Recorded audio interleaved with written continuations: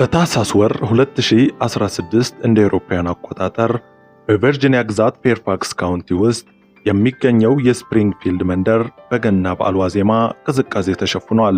ጎዳናዎቹ በጎረቤቶች የገና መብራት ደምቀዋል። ነገር ግን በዚያች የዲሰምበር 22 ምሽት ከአንድ መኖሪያ ቤት በስተጀርባ በጨለማ ውስጥ በቆመች መኪና ውስጥ የታፈነና የከረረ ውጥረት ነግሶ ነበር። በመኪናው የፊት ወንበር ላይ የ22 ዓመቱ ሄኖክ ዮሐንስ ተቀምጧል። ከጎኑ ደግሞ የቅርብ ወዳጁና የፍቅር ጓደኛው የሆነችው የ22 ዓመቷ ቅድስት ስለሺ አለች። ከኋላ ወንበር የተቀመጠው ደግሞ የ24 ዓመቱ ዮሐንስ ነሲቡ ነው። ሄኖክና ዮሐንስ የእጽና የገንዘቡ ጉዳይ ወሬ ከመጀመራቸው በፊት ሁሉም ነገር ሰላም ነበር። ሁለቱም ስለዛ ጉዳይ ወሬ ሲጀምሩ ግን በመኪና ውስጥ የነበረው የአየር ሁኔታ በድንገት ተቀየረም። ተራ ወሬ የነበረው ውይይት በጥቂት ሰከንዶች ውስጥ በገንዘብና በእጽ ግብይት ምክንያት ወደ ተነሳ የከረረ ክርክር ተቀየረም። ዮሐንስ ነሲቡ ወደፊት ወንበር ጠጋ ብሎ በቁጣ ድምፅ የተነጋገርንበት ገንዘብ የት አለ? ለምንስ ታታለኛለህ? ሲል ጠየቀም። ሄኖክ በመስታወቱ በኩል ወደ ኋላ እየተመለከተ አረ እንደሱ አይደለም፣ የተነጋገርነውን ዕቃ ካቀረብክ በኋላ ነው የምንጨርሰው፣ አትቸኩል በማለት ለማረጋጋት ሞከረም። በጋቢና ውስጥ የነበረችው ቅድስት በፍርሃት ተውጣ ወደ ኋላ ወደ ዮሐንስ እየዞረች እባካችሁ በሰላም እንነጋገር፣ በዓል እኮ ነው፣ ለምን ትጮኻላችሁ ብላ ጣልቃ ገባች። የዮሐንስ ነሲቡ አይኖች ግን በቁጣ ተሞልተው ነበር። እጁ ወደ ካባው ውስጥ አስገባም። ሄኖክ ምንም አይነት አደገኛ እንቅስቃሴ ሳያደርግ ዮሐንስ ነሲቡ ከመቀበጫው ስር ያዘጋጀውን የጦር መሳሪያ መዘዘም። ጨዋታውን እዚህ ጨርሰናል የሚል የታፈነ ድምፅ ከዮሐንስ ከመውጣቱ ጋር ሁለት ፈጣን ጥይቶች የሄኖክ የራስ ቅል በስተጀርባ መቱት። የሄኖክ አካል ያለምንም እንቅስቃሴ ወደ መኪናው መሪ ላይ ወደቀም። በመኪናው ውስጥ የደም ጠረንና የባሩድ ጭስ ተሰራጨ። ቅድስት በድንጋጤ እጆቿን አፏ ላይ ጭና ተንቀጠቅጣለች። የፍቅር ጓደኛዋ ደም በፊቷና በልብሷ ተረጭቷል። ዮሐንስ ነሲቡ መሳሪያውን ወደ ቅድስት አዞረም። ቅድስት በእንባ እየተናነቀች ዮሐንስ እባክህ አትግደለኝ፣ ለማንንም አልናገርም፣ እግዚአብሔርን እምልልሃለሁ ለማንንም አልናገርም እያለች ተማጸነችው። ዮሐንስ ግን ምንም አላወራትም። ከአፉም ምንም ቃል አልወጣም። እሱ በዛ ሰዓት በአእምሮው እያሰላሰለ የነበረው ምንም አይነት የአይን እማኝ መኖር እንደሌለበት ነው። የሄኖክን አስከሬን ከመኪናው ውስጥ በመጎተት መንገድ ዳር ላይ ጣለው። ከዚያ መኪናውን ወደ በርክ አካባቢ በሚገኝ ጸጥተኛ የመኖሪያ መንደር ነዳው። ቅድስት ከመኪናው መስኮት ውጭ ያለውን ጨለማ እያየች በልቧ ትጸልይ ነበር። መኪናው ከአንድ የመኖሪያ ቤት የኋላ ደጅ ኩልዴሴክ አጠገብ ቆሟል። ዮሐንስ መኪናውን በር ከፍቶ ውረጅ አላት። ቅድስት እየተንቀጠቀጠች ከመኪናው ወረደች። በበርክ ቅዝቃዜ በተሞላው ሳር ላይ ስትራመድ ዮሐንስ እባክህ ሕይወቴን አትርፍልኝ፣ ቤተሰቦቼን አስብ በማለት ለመጨረሻ ጊዜ ተማጸነችው። ነገር ግን በዮሐንስ ልብ ውስጥ ምንም አይነት ርኅራኄ አልነበረም። ቅድስት ዙራ ለማምለጥ በሞከረችበት ቅጽበት አንድ ተጨማሪ ጥይት ተኮሰም። ጥይቱ የቅድስትን ሕይወት በቅጽበት አጠፋው። የ2 ዓመቷ ንጹሕ ወጣት በዚያ ቅዝቃዜ በተጫነው ሳር ላይ ወደቀች። ዮሐንስ የሰራውን አሰቃቂ ድርጊት ወደ ኋላ እንኳን ሳይመለከት መኪናውን አስነስቶ ተሰወረም። በማግስቱ ጠዋት የፌርፋክስ ካውንቲ ፖሊስ አባላት በአስደንጋጭ የስልክ ጥሪ ተቀሰቀሱም። በአንድ በኩል በስፕሪንግፊልድ የሄኖክ አስከሬን፣ በሌላ በኩል ደግሞ በበርክ የመኖሪያ ቤት የኋላ ደጅ ላይ የቅድስት አካል ተገኘም። መላው የቨርጂኒያ ኢትዮጵያውያን ማህበረሰብ በታላቅ ሐዘንና ድንጋጤ ተዋጠም። ፖሊስ ፈጣን የምርመራ ቡድን አቋቋመ።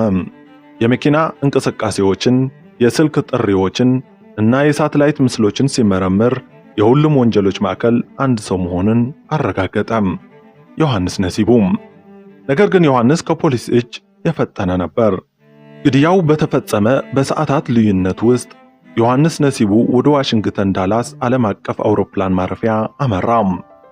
በኪሱ የያዘውን $3000 ጥሬ ገንዘብ በመክፈል ወደ አዲስ አበባ የሚያደርገውን የፈጣን በረራ ትኬት ቆረጠም።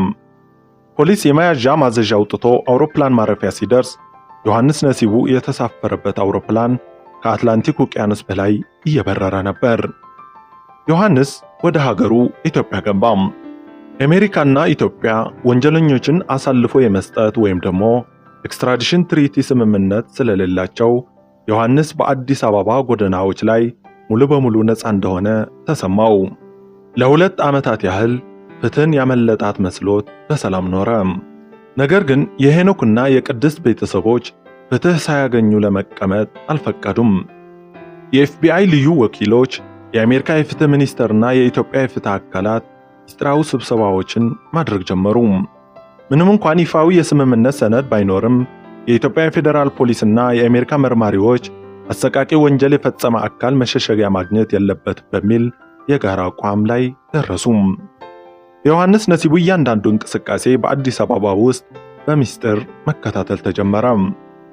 በየካቲት ወር 2019 እንደ አውሮፓውያን አቆጣጠር ያልተጠበቀው ክስተት ተከሰተ። የኢትዮጵያ ፌዴራል ፖሊስ ልዩ ኃይል የዮሐንስ ነሲቡን መኖሪያ ቤት ከበበ። ዮሐንስም በቁጥጥር ስር ዋለ። በግንቦት ወር 2019 በከፍተኛ ጥንቃቄና በታሪካዊ የሁለትዮሽ ትብብር ዮሐንስ ነሲቡ በኤፍቢአይ ወኪሎች ታጅቦ ወደ አሜሪካ ቨርጂኒያ ግዛት ተመልሶ እንዲመጣ ተደረገ። የፈጸመው ወንጀል ከአትላንቲክ ማዶ ቢሸሸውም የፍትህ እጅ ግን ረጅም ነበረች። በቨርጂኒያ የፌርፋክስ ካውንቲ ፍርድ ቤት የዮሐንስ ነሲቡ ችሎት በከፍተኛ ውጥረት ተጀመረ። በሕጉ አሰራር መሰረት የሁለቱ ወጣቶች ግድያ በሁለት የተለዩ የዳኞች ቡድን እንዲታይ ተወሰነ። በችሎቱ አዳራሽ ውስጥ የቅድስትና የሄኖክ ቤተሰቦች ጥቁር ለብሰዋል። የእንባ ህመማቸውን እየተቆጣጠሩ ተቀመጡ።